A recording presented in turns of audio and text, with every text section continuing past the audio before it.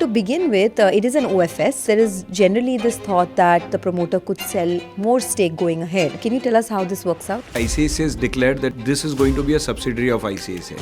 To keep it as a subsidiary, ICICI needs to be minimum 50% in this company. So there is no way that ICICI can sell. So in fact, ICICI is buying out 2% from 51. ICICI is going to 53%. Tell us a little bit about the big opportunity that lies ahead for the company. So I always feel any business in India, whether it is shampoo or soap, or mutual fund, it is an infinite market. It is our ability to execute at the ground level which will decide our growth. Otherwise, the market is unlimited. We both have seen this product from being a push product to becoming a pull product. Growth, of course, has been very good, but in the last 1 year, the market has done nothing on the headline level. Also, mid and small caps have got hit really badly. We have been screaming about since March 24. Our newsletter of March 24 told that mid caps, small caps are overpriced. We have been saying it consistently since a long time. It got viral in September 24 because correction started. We don't understand when it becomes viral, but we have been consistent in saying what we have been saying. So in this last 1 year, when equity markets did not give any return, my asset allocation funds did good for the customer. They gave anywhere between 5 and 9% return. Naren is by far the gold standard as far as fund management is concerned. He's been in the industry forever. Now there are some rumor that post the IPO, perhaps the senior management might move out. There are talks that perhaps Naren might move out. You'd want to clarify that? Hey guys, I'm happy to be a part of Zerodha's media network. Together, Zerodha and I plan to bring to you simple yet effective and impactful news and views from the best minds in the financial world.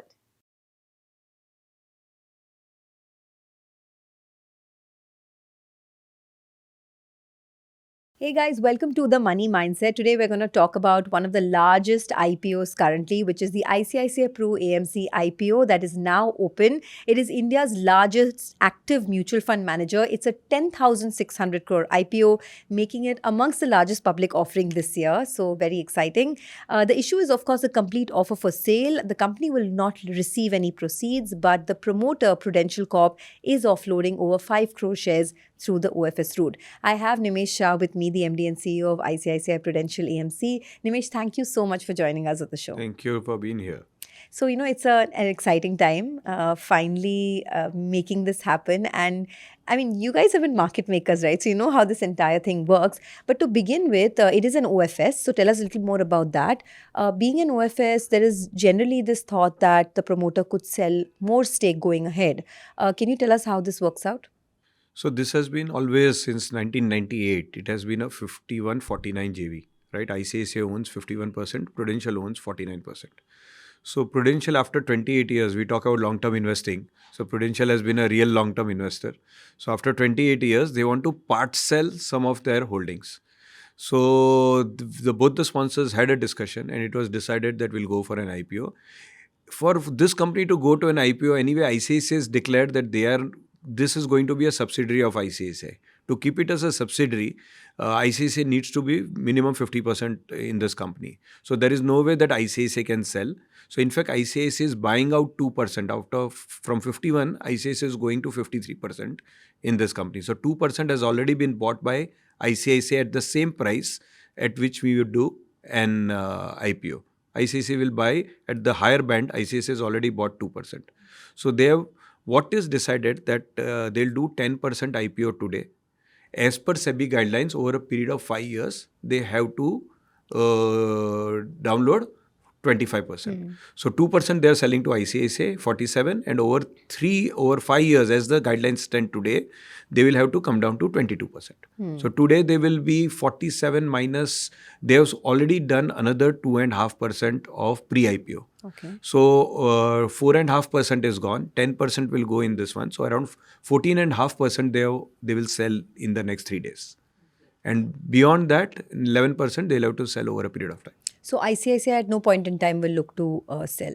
It will, of course, continue to be a subsidiary. If this company has to be a subsidiary of ICICI, which ICICI has stated that this company will continue to be the subsidiary of ICICI, it has to be minimum 50%. They are only at 53%. And as we get stock options, the employees get stock options in the company, ICICI will get diluted, right, to that extent. So there are no plans of ICICI to sell anything. It will only Prudential which will sell. Okay, so only Prudential will sell. That's a great clarification. Largest active mutual fund in the industry with 14% overall market share. Tell us a little bit about the big opportunity that lies ahead for the company. See, I always see that Indian market is infinite. Let me step back slightly. I think you have been covering this sector since a long, long time along with me. I am also over here since a long, long time. So, what the regulators have done over the last 18 years since global crisis, they have tightened the product every year, right? With the result that it has become a very pure product for the final investor. The investor is very happy with this product. You can have a debate whether our margins are enough, whether the distributor's margin are enough, but there is no debate that the product is very good for the final investor. So the product is great for the final investor. That is why it has been growing. The industry has been growing at a very rapid rate. We both have seen this product from being a push product to becoming a pull product. Right? We are talking about financialization of savings all the time in presentations. But in this industry, if you see, financialization of savings has happened. 10 years back, it was 13.7% of the banking industry, mutual fund industry. Today, we are 28.7. On 31st March 25, we are 28.7% of the banking industry. Right? And it is growing rapidly. So, from 10% to one-third of the banking industry, and an industry which is growing. The banking industry itself is growing at 9 to 10% a year. So it's a very beautiful space to be in growth. So I always feel any business in India, whether it is shampoo or soap or mutual fund, it is an infinite market. It is our ability to execute at the ground level which will decide our growth. Otherwise, the market is unlimited. I look at only one number. 230 lakh crores of bank deposits in this country. This industry is only 80 lakh crores, right? So all our products are reasonably good and we have got customers who have got a good experience with us. Imagine 5.5 crore customers. This industry has got 5.8 crore customers or something.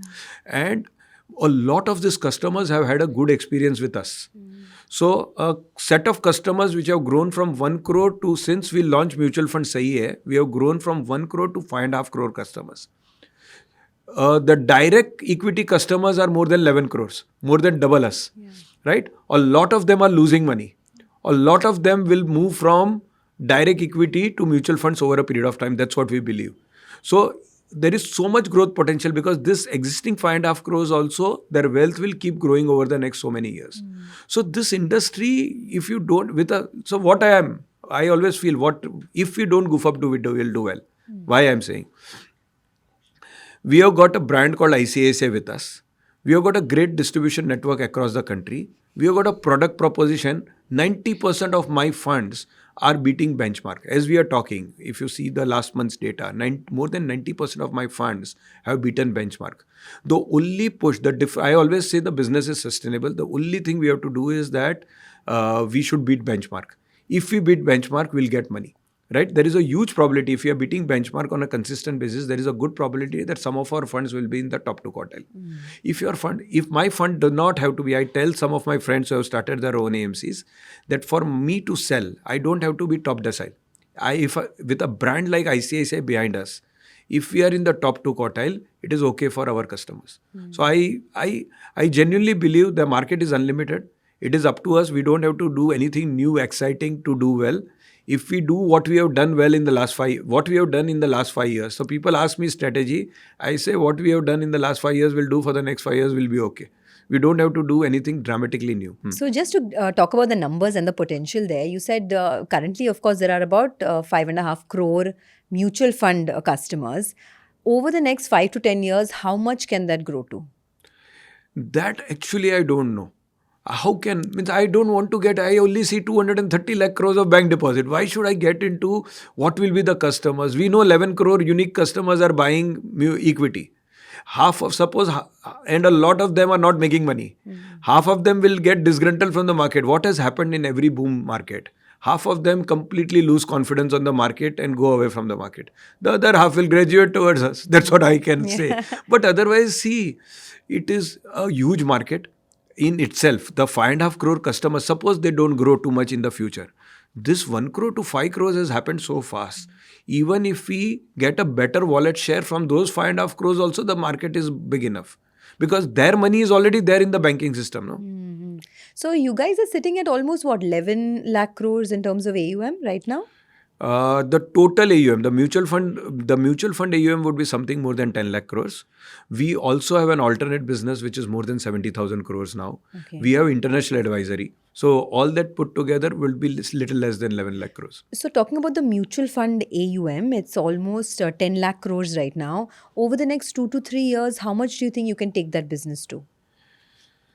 I'm not supposed to give any forward-looking statement, so I can't do that. But I am saying that what has happened in the past, will India grow? It is very simple. Will India grow at 10% nominal growth or not?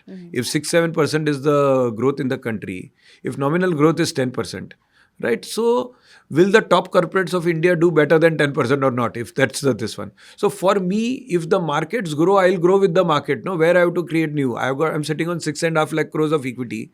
If the market goes up, that 6.5 lakh crores will go. Even if I get the beta of the market, I'll go with the market. And consistently, in the last 28 years, we have generated alpha. So, and alpha is good. So for me, I have to, if I don't make mistakes, big mistakes, this business is about investments. Everything else is in place.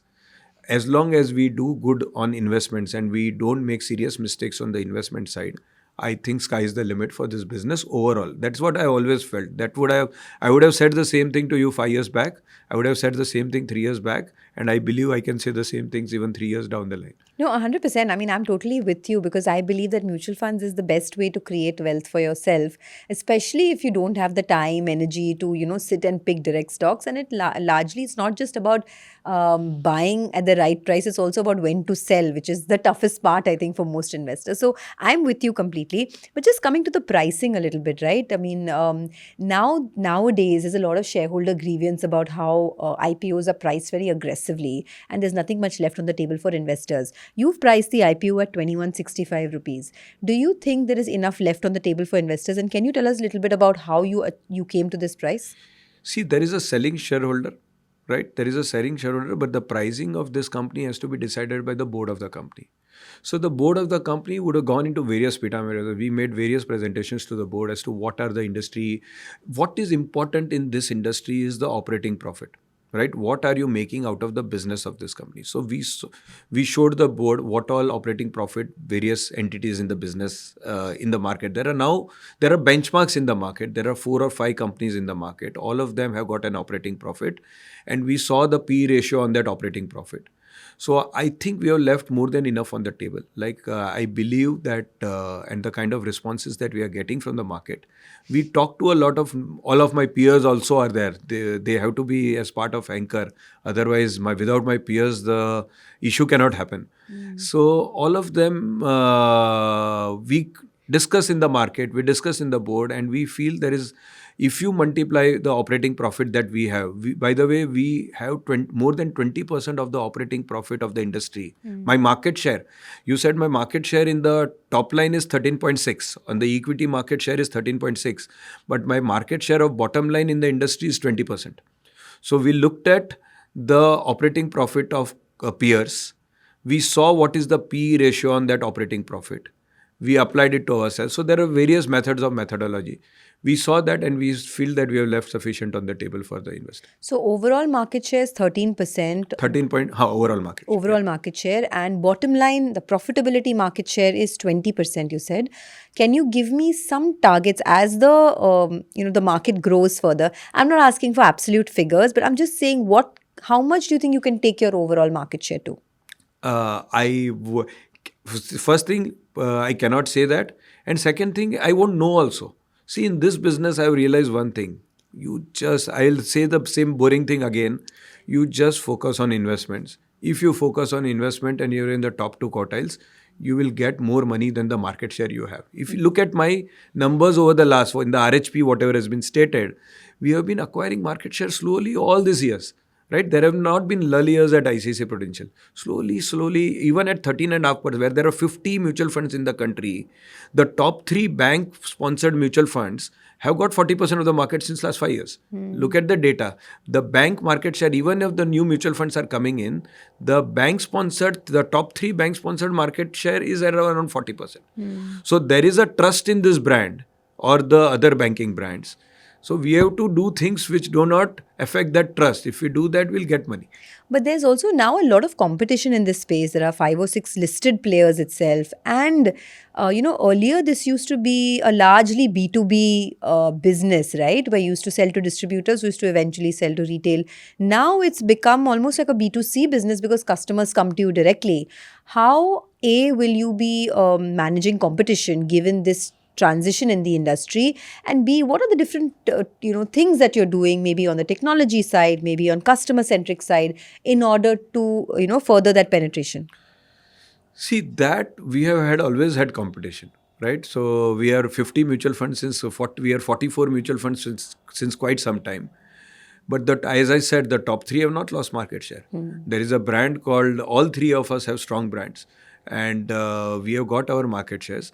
Again, look at the fund performance. In this industry, actually, if you want to know our market shares, you have to, while I can't make forward-looking statements, you should see the fund performance of various people. If you see, the SEBI has created a product that if you have got fund performance, you get money. If my funds don't perform, I can have the best sales and distribution in the country, I cannot get money, right? So if I make a forward-looking statement, it will be wrong also, because even I don't know, right? I always say on March 31st, 2025, there is no way I could have known what is the profit for the current year also, 25-26, because I didn't know where the market will go. At 6.5 crores of equity, your profit is also dependent on the market growth, right? Your growth in profit is dependent on how much the market will grow.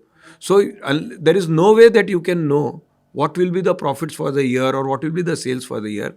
But you can know one thing, that if your funds perform, you get money. And that is what has been happening consistently, because we have divided. Just stepping back slightly, how do we ensure that we are getting our market share? What we have done, we have got quite a few products, right? We have got diversified products. All these products we have given different fund managers to manage. There are different groups of fund managers within ICICI Prudential. ICICI Prudential Equity Mutual Fund is more than 5.5 lakh crores. So there are different styles of fund management within ICICI Prudential. There are some fund managers who follow the value style. There are some fund managers who follow the growth style. There are some fund managers who are following the quality style. So this diversification amongst people is a great way of managing risk in the business, right? You have diversified yourself amongst people. In the long term, everybody is expected to do well. That is the expectations out of them. But in the short term, there is no guarantee of fund performance from any of the fund manager. So depending on the market conditions, sometimes the value guys will do well. Sometimes the growth guys will do well. But ICICI Prudential will always do well. Whoever is. So I know you don't want to give, actually you can't give so many numbers, so I'm not going to ask you about absolute numbers. But on the profit side, this kind of growth that you've seen, right, 30% growth between FY23 and FY25, and now sitting on almost 2,600 crores of profit. Is this a growth you think can be replicated? Because it's not easy to have a 30% profit growth business. See, capital market can never be linear. Capital market will always be in bumps and then it will go through flat phases. Only thing what I said till now about the growth prospects of this industry in terms of volumes, right? Our margins are falling, right? If you see mutual fund, because we have got large mutual funds, as the fund size becomes bigger, my charges to the customers go down. So we are super happy that that is happening, right? Because we have discovered lesser you charge the customer, lesser the margin, better for the business, better for the profits. So my margins can go down. My volumes, India is a country, Mr. Kamath always used to tell us that India is a country of volumes, right? Don't go for so lesser the margin, more the profit. Because the volumes take care, because the product becomes, in mutual fund, if you charge less, it becomes better for the customer, right? And it becomes better to generate alpha. So the volumes compensate more for the margin loss. So I believe because of this 1 crore to 5.5 crore customer growth, plus this ability to generate from your AUM itself today, the SIP plus mark-to-market gains, plus sales that are happening in the country, is quite a good growth. Very few industries can boast today of this kind of growth, that automatically, because of the scale that you have created, you are going to grow your AUM only out of that scale. So it's a good business. I am sure that you cannot sustain this growth of profitability. and it should not sustain also. But it is okay. The The industry is volumes good. will continue Will to be grow. a factor of industry. As long as we perform well on the investment side, we will grow. This industry will grow.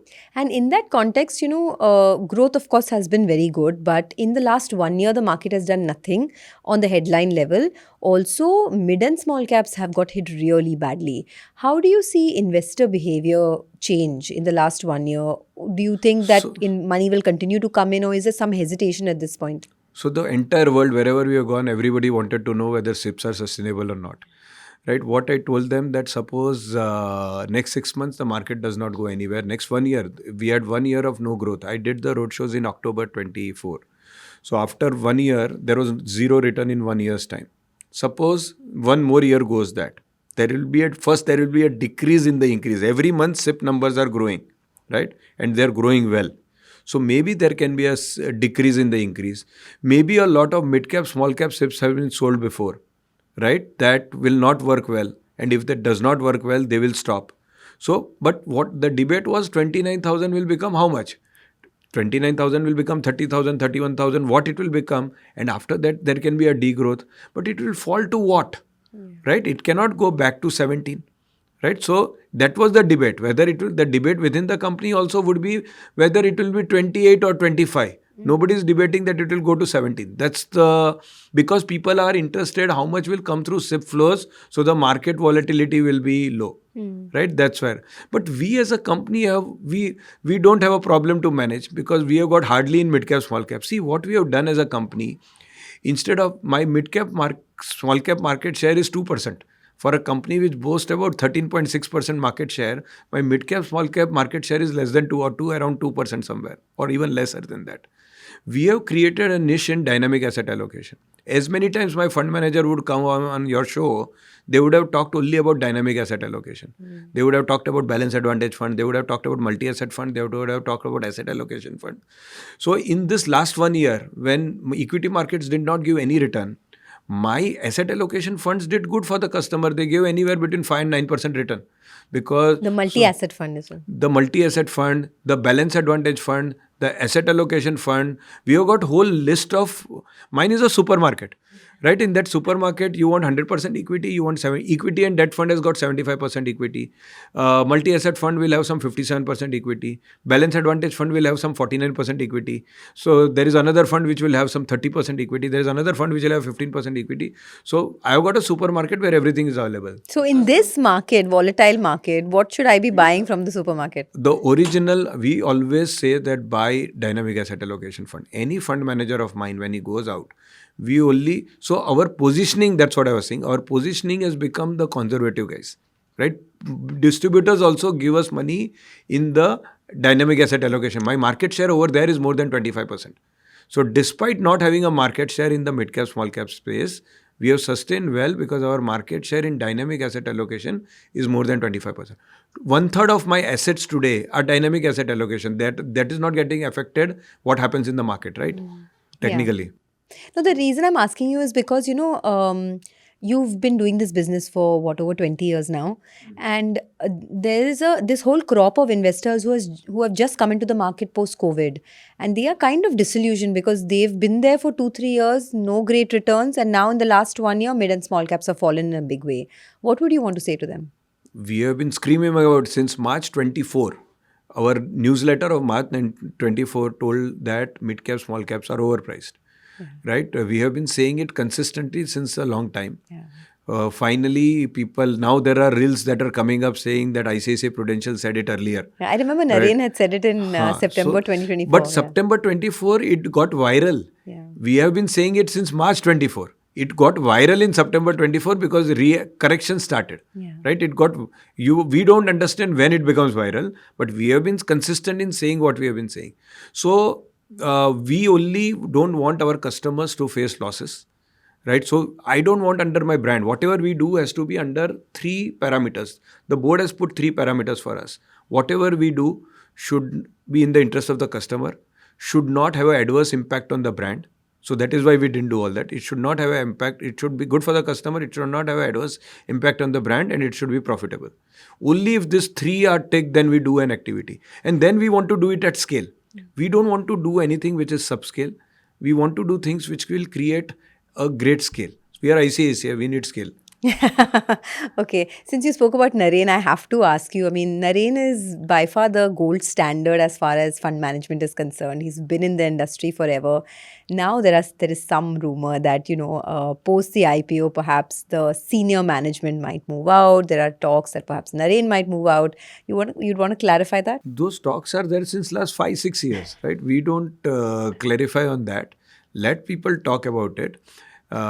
We have never said anything that somebody is going or not going, whether Naren or anybody else in the company. It's a professionally managed company. We tell people we could have clarified, but we don't want to clarify. My distributors, when they ask me, when they hear those rumors and they ask me, I tell them that you are investing with ICICI Prudential AMC and you are not investing with any individual. So, because your money will lie, all of us are professionals. This is a professionally managed company. All of us are professionals. All of us will go at some point of time, right? Whether it is 1 year, 3 years, 5 years, 7 years, my board will decide. I can't, because the CIO of this company has always been on the board of the company, right? Earlier, Nimesh Shah was also on the board of the company, right? Naren is also on the board of the company. The reappointment only happens by the board. And whenever it is due to happen, the board will take a call on that. But from an investor standpoint, investor shareholder POV, right? Is there something like a key man risk in mutual fund management? Should I be worried if the fund manager that has given me great returns for, say, 15 years has suddenly moved out? We have got, whenever fund managers in this company have moved out, CIOs in this company have also changed. Fund managers, there is enough talent within the company to manage the new paradigm whenever it comes about. I'm not saying that anybody is going or not going. I'm saying there is enough talent within the company which has been working. We always have joint fund managers. First point is that no fund manager in this company manages more than 1/3 of the AUM.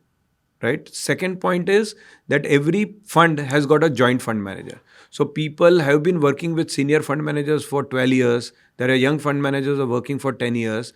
At some point of time, all of us will go. Right. But I don't think anything is happening in the near future. But those rumors continue. So we have stopped clarifying on those rumors itself. Okay, fair enough. Just the last few questions. Risk management is a very big area for you because you have so many products, diversified, businesses. How do you do risk management? See, I sometimes in open forums, I say that I run ICICI Prudential Risk Management Company, right? Because the whole concept has always been that keep on dividing your assets. SEBI has given us so many products. All those products have been given to different fund managers to manage. You diversify with people. You diversify on style. You let some percentage of your funds be managed in a value style. Let some percentage of depending on the mandate of the fund, select the fund manager who will manage it. Right? There are fund management that requires great discipline. ICICI Prudential Large Cap Fund can be managed only by a very, very disciplined fund manager. The fund manager who does not take too many sector calls. Right? He's not supposed to take too many sector calls. He's supposed to buy only from the top 100. It requires tremendous amount of weight management within so portfolio construction, how you do it.